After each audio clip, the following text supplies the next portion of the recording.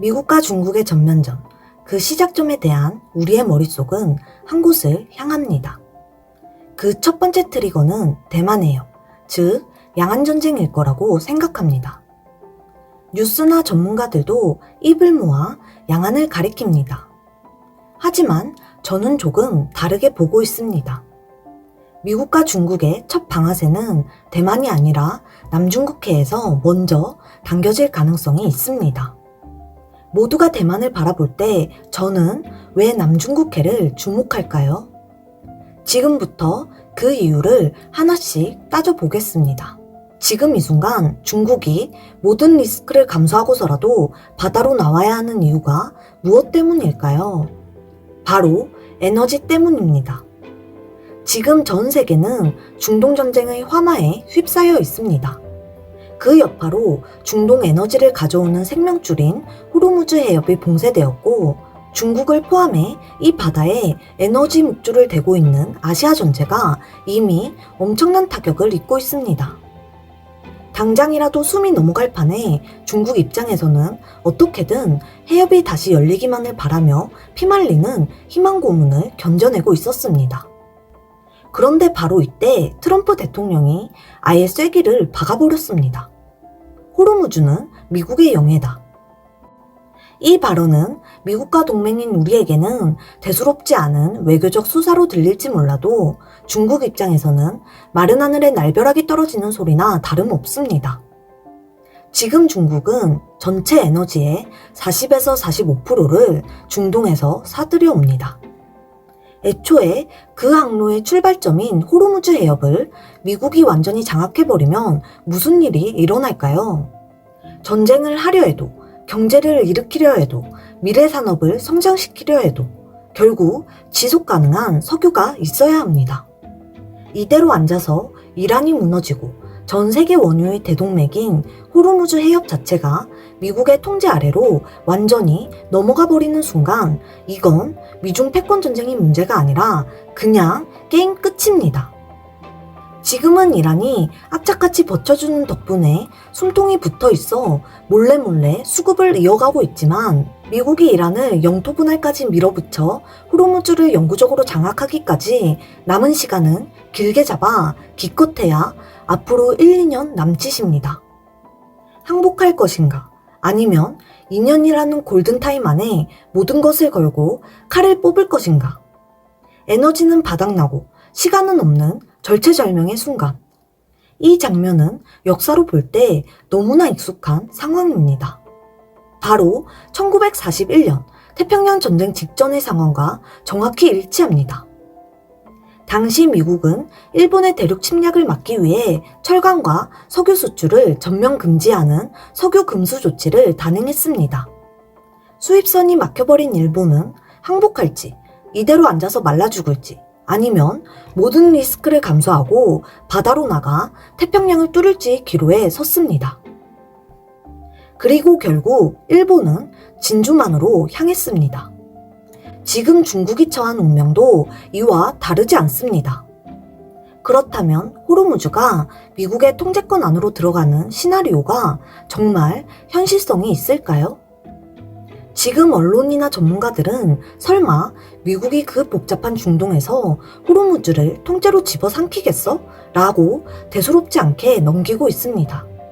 오히려 이란이 호르무즈 해협을 틀어지고 버티며 미국을 압박하고 있다고 말합니다. 심지어 우크라이나가 강대국 러시아를 상대로 지금까지 잘 버텨내고 있는 것처럼 이란도 버틸 수 있을 거란 듯 보도합니다. 하지만 국제정치의 이면을 들여다보면 우크라이나와 이란은 상황이 완전히 다릅니다. 우크라이나는 막대한 자금과 무기, 기술 지원뿐만 아니라 전후 복구까지 도와줄 경제대국, 미국과 서방이라는 명확한 동맹이 존재하기에 버텨낼 수 있는 것입니다. 하지만 지금 이란의 처지는 그렇지 않습니다. 이란의 동맹인 중국의 외교 스타일은 미국과 전혀 다릅니다. 이란 뒤에는 미국 같은 든든한 동맹이 없을 뿐더러 상대해야 할 적은 미국뿐만 아니라 이스라엘까지 버티고 있습니다. 게다가 경제적 궁핍에 더해 내부의 취약한 인구 구조적 한계까지 겹쳐있는 이란은 미국의 전방위적인 압박이 본격화되면 그 결말이 정해져 있다고 봐도 과언이 아닙니다. 그렇기에 호르무즈가 미국 손에 들어가기 전에 중국은 선택해야 합니다. 항복할 경우 시진핑은 끝납니다. 항복하지 않으면 중국이 끝납니다. 저는 시진핑이 항복하지 않을 거라고 보고 있습니다. 결국 미국이 호르무즈를 완전히 갖기 전에 중국이 움직일 것입니다. 남중국해, 이곳은 단순한 바다가 아닙니다. 전 세계 해상 물류의 3분의 1이 지나가는 대동맥이자 바다 밑에는 막대한 양의 해저석유와 천연가스가 매장된 지구상 최고의 자원 보물창고입니다. 전 세계가 사활을 걷는 이권이 이 좁은 바다 하나에 쏠려 있습니다. 상황이 이렇다 보니 각국이 부딪히는 이해관계를 들여다보면 그야말로 숨이 막힐 지경입니다. 중국은 남중국해 전체 면적의 90% 이상을 자기들 조상 대대로의 영해라 우기며 말도 안 되는 남해 구단선을 그어버렸습니다. 이에 그치지 않고 바다 한가운데에 거대한 인공섬들을 지어 군사기지화와 요새화를 밀어붙이며 바다를 통째로 자기네 내로 삼으려 합니다. 이 바다에서 생존이 걸린 당사국들이 있습니다. 필리핀, 말레이시아, 베트남, 브루나이, 그리고 대만. 이 5개국이 중국과 치열한 배타적 경제 수용 마찰을 빚고 있습니다. 하지만 이들이 마주한 방어력과 현실은 완전히 다릅니다. 가장 먼저 남중국해 분쟁하면 떠올리는 필리핀은 유사시 1순위 위원국으로 불립니다. 하지만 제가 분석했을 때 필리핀은 중국에게 결코 만만한 상대가 아닙니다. 최전선에서 온몸으로 부딪히고 있는 필리핀의 경우 중국 해경선의 물대포 공격과 선박 충돌 같은 살벌한 물리적 충돌이 끊이지 않고 있지만 사실 필리핀은 미국과 굳건하게 체결된 상호방위조약이라는 강력한 법적 방패를 갖고 있습니다. 필리핀이 중국의 공격을 받는 순간 이는 곧 미국에 대한 직접적인 공격으로 간주됩니다.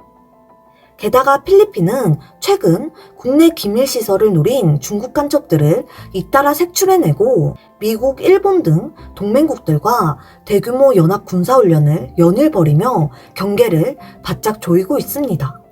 또한 중국이 어떻게든 필리핀을 뚫고 태평양으로 나간다고 한들 남미 쪽 에너지 의존도는 고작 6%대에 불과합니다. 철통 같은 방어태세와 법적 동맹이 버티고 있는 국가. 중국 입장에서 리스크가 너무나 명확한 상대인 필리핀을 함부로 전면전까지 밀어붙이기엔 굉장한 부담이 따릅니다.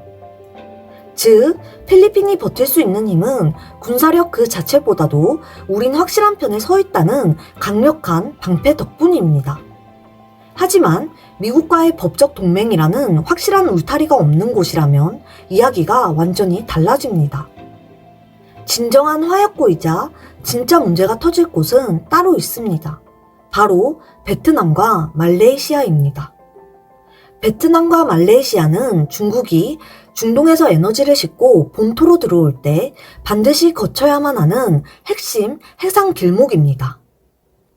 특히 저는 베트남에 집중하고 있습니다. 중동 에너지를 가져오든 해상 물류를 확보하든 말라카 해협으로 향하는 길목에서 베트남은 피할 수 없는 물리적 관문입니다. 베트남을 뚫지 않고서는 남중국해의 통제권을 쥘 수 없습니다. 현재 중국이 스프레틀리 군도 등의 인공섬 기지를 지어놓은 것에 맞서 베트남 역시 시료 지배 중인 암초들의 인공섬과 군사기지를 건설해 왔습니다. 즉, 베트남과 중국은 이미 남중국해 바다 위에서 언제든 방아쇠를 당길 수 있는 일촉즉발의 긴장 상태를 수년간 쌓아 올려온 셈입니다. 게다가 필리핀에 비해 군사력이나 방어태세도 중국 입장에서는 비교적 만만해 보입니다. 하지만 무엇보다 가장 결정적인 이유는 따로 있습니다. 베트남은 필리핀과 달리 미국과 공식적인 군사 동맹 관계가 아닙니다. 중국의 전략가들은 이렇게 계산할 수 있습니다. 드론이나 압도적인 해상 전력으로 베트남을 치면 베트남이 제대로 반격이나 하겠어? 거의 속전속결로 끝날 거야. 게다가 미국이 즉각 대응할 수 있을까? 워싱턴이 의회를 소집하고 머뭇거리는 그 며칠 사이에 바다를 장악해버린다면? 미국의 패권국 이미지는 완전히 바닥까지 떨어지겠지? 이 승리로 청년 실업과 경제난의 불만은 순식간에 애국주의 열풍으로 바뀔 거야. 중공군의 사기 역시 하늘을 찌를 거야. 심지어 여론전의 명분도 가질 수 있어. 조상 대대로 내려온 영예를 지키는 것뿐인데 태평양 건너 반대편에 있는 미국이 왜 남의 나라 동네에 와서 패권을 부리지? 오히려 미국이 중동에서 호르무즈를 강탈하듯 집어삼키려 드는 것이 불법이다. 이것이 바로 제가 제일 걱정하고 있는 시나리오입니다. 시간은 없고 에너지는 바닥난 중국이 결국 남중국해의 관문인 베트남을 향해 칼을 뽑아든다면 과연 어떤 일이 벌어질까요? 중국이 해상에서 압도적인 물량 공세로 자폭드론과 극초음속 미사일, 전자전을 동원한 기습적인 속전속결을 감행한다면 베트남의 해안 방어 시스템이 물리적으로 붕괴하는 데는 사실 하루라는 시간도 길 수 있습니다. 베트남 국민들의 반중 정서가 중국을 막아낼 수 있지 않을까? 라고 생각하실 수 있습니다. 하지만 이는 민주주의적 착각입니다. 베트남은 철저한 공산당 일당 독재 국가입니다. 밑바닥 국민들이 아무리 분노해도 공안체제가 단기간에 억누를 수 있습니다. 더 우려되는 것은 베트남 내부입니다. 중국이 압도적인 무력으로 압박할 때 베트남 공산당 내부의 친중 고위 인사들이 등판해 지금 싸우면 나라가 망한다. 영해의 일부를 내주더라도 실리를 챙기고 전쟁을 빨리 끝내자. 라고 선동하며 지도부를 흔들 수 있습니다. 이 친중 바람잡이들을 활용해 워싱턴이 머뭇거리는 사이에 바다를 속전속결로 장악하고 여기서 한 발 더 나아가 중국은 이 위기를 아예 베트남의 남북 분열과 내전으로 유도할 수 있습니다. 중국의 포섭된 세력과 철저한 반중 세력이 남과 북으로 갈라져 서로 총을 겨누도록 판을 짜는 것입니다. 베트남은 미국과 자동 개입 조항이 있는 혈맹이 아닙니다. 그렇기에 미국의 강력한 초기 대응을 기대하기도 굉장히 어렵습니다. 심지어 만약 미국이 무력으로 밀어붙인다면 이 과정에서 말라카 해역과 남중국해의 물류와 에너지 라인이 완전히 파괴되거나 봉쇄됩니다. 그 순간 한국, 일본, 동남아시아는 물론이고 유럽과 미국 경제까지 즉각적으로 대공황 수준의 쇼크에 빠지게 됩니다. 또한 남중국해 당사국인 필리핀뿐만 아니라 호르무즈에서 남중국해를 통과해 에너지가 들어오는 한국과 일본 역시 미국의 결단을 기다리는 동안 그 어떠한 대응도 하기가 힘든 게 현실입니다.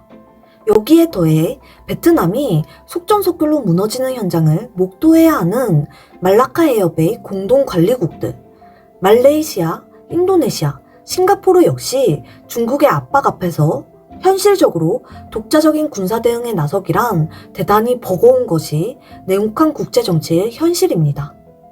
중국은 이 점을 이용할 것입니다. 미국의 초기 대응이 늦어지는 틈을 타 중국이 아시아 국가들을 개별적으로 길들이는 각계격파 전략을 쓸 것입니다. 한국과 일본 등 핵심 물류 대상국에는 통항을 허용하는 당근을 주고 정재계와 언론에 심어둔 친중 인사를 총동원해 철저한 여론 혼란전을 펼칠 것입니다. 결국 아시아 국가들은 공동 대응을 하기도 전에 중국을 자극하지 말라는 내부 친중 세력의 방해 공작과 생존을 향한 공포 속에서 극심한 내부 분열에 빠지게 될 것입니다. 즉, 제2의 진주만 공습은 미국 본토 타격이 아닌 말라카 해역과 남중국해의 초크포인트 에너지 길목을 먼저 장악해버린 뒤 전 세계를 상대로 같이 죽자식의 인질극을 벌이는 시나리오입니다.